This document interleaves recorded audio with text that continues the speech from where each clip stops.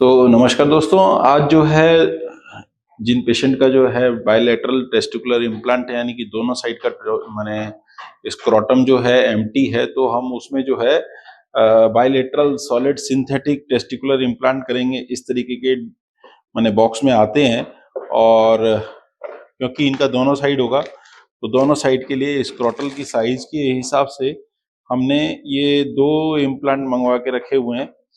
तो ये solid synthetic testicular prosthesis होते हैं, हम इसको इम्प्लांट भी बोल सकते हैं। तो जैसे A102 है, A103 है, इसके अंदर डिफरेंस सिर्फ साइज का होता है। 102 जो होता है थोड़ा छोटा होता है, 103 जो होता है उससे थोड़ा बड़ा होता है। तो ये एक्चुअली इम्प्लांट होता है, ये है इम्प्लांट।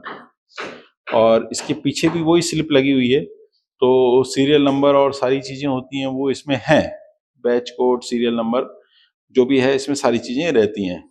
एक साइड में यहाँ पे एक लोअर साइड में वो रहता है, जिससे कि हम सूचर लेते हैं, तो वहाँ पे मैच सॉर्ट ऑफ थिंग होती है।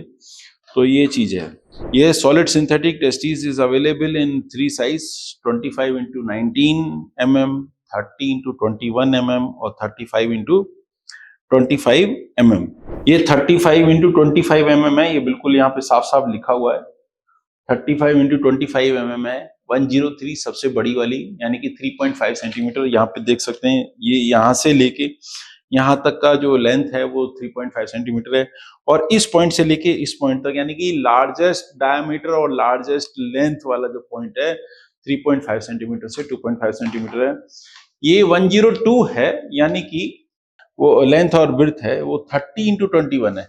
मैंने जैसे कहा कि इनके बीच का ही है, तो लगभग इनके बीच का ही है। यहाँ पे हम हाथ लगा रहे हैं, लेकिन ये जो अंदर की जो टेस्टिस है, जब हम पूरी तरीके से ग्लव्स पहन के और इस तरीके से रेडी हो जाते हैं, तो उस समय ही हम जो है इसको अंदर वाले पार्ट को हाथ लगाते हैं, अदरवाइज नहीं।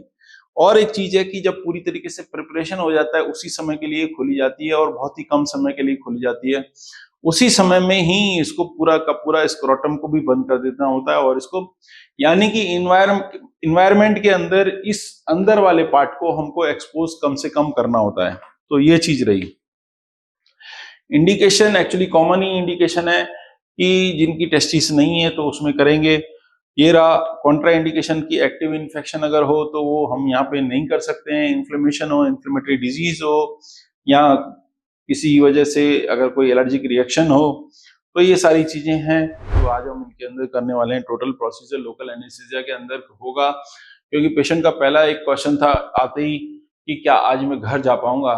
बिल्कुल, एब्सोल्युटली आज ये घर जा पाएंगे, क्योंकि ये एक डे केयर प्रोसीजर है, और क्योंकि ये लोकल एनेस्थीसिया में होता है, पेशेंट को पूरा ज्ञान होता है, पेशेंट से हम बात भी कर सकते हैं, ड्यूरिंग प्रोसीजर भी बात कर सकते हैं। पोस्ट ऑपरेटिव कुछ मैनेजमेंट के अंदर बहुत इंपॉर्टेंट चीजें ये रहती है कि सपोर्ट देनी होती है, जर्किंग मूवमेंट्स नहीं आए, इनिशियली जो होती है एक्सरसाइज वगैरह मना रहती है। तो ये सारी चीजें उन्होंने दे रखी हैं। कॉम्प्लिकेशंस क्या क्या हो सकते हैं वो सारी चीजें इनसे डिस्कस हो चुकी है हमारी ऑलरेडी।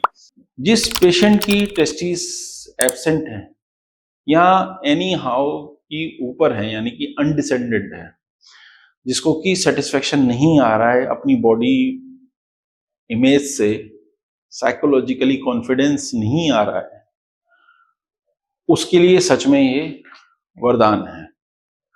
ये इसका फंक्शन ये नहीं कि नॉर्मल टेस्टिस की जगह ले लेगी, लेकिन ये जरूर है कि ये आपको एक साइकोलॉजिकली इतनी हिम्मत देती है कि हाँ आपके पास है। मैटिंग होती है बेसिकली मेल और फीमेल की, ठीक है, तो उसके लिए भी एक जो साइकोलॉजिकली हिम्मत चाहिए वो भी इससे आती है।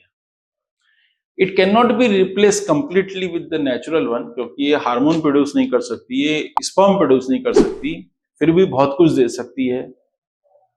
यही बस मेरा कहना है। Thank you very much.